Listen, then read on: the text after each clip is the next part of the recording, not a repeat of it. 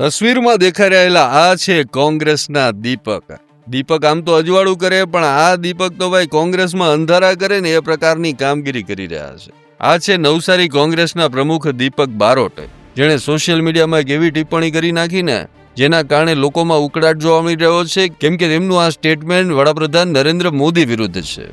તાજેતરમાં પીએમ મોદીએ દેશહિતમાં 1 વર્ષ સુધી સોનું ન ખરીદશો અને આ સાથે પીએમ મોદીએ નાગરિકોને 10 સંકલ્પ લેવાની વાત કરીને અપીલ કરીને ત્યારબાદ કોંગ્રેસના શહેર પ્રમુખ દીપક બારોટે નીચે એક એવી ટિપ્પણી કરી નાખીને જે હાલમાં નવસારીના રાજકારણને ગરમ કરી દેવા માટે કાફી છે.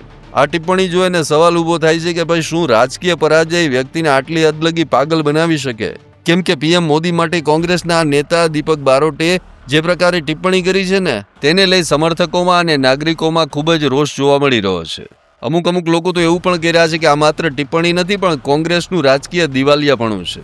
સતત હાર અને જન સમર્થન ગુમાવ્યા પછી સસ્તી લોકપ્રિયતા માટે હવે નેતાઓ પોતાનું માનસિક સંતુલન ગુમાવી બેઠા હોય ને તે પ્રકારની ભાષા પર ઉતરી આવ્યા છે. અને દીપક બારોટની આ ટિપ્પણીએ ભારે ગરમાવો લાવી દીધો છે. ત્યારે દીપક બારોટની આ ટિપ્પણી વિશે તમારું શું કહેવું છે? કમેન્ટ કરીને જણાવો. અમારી તમામ માહિતીથી અપડેટેડ રહેવા માટે જોડાયેલા રહો ત્રિશુલ ન્યૂઝ સાથે.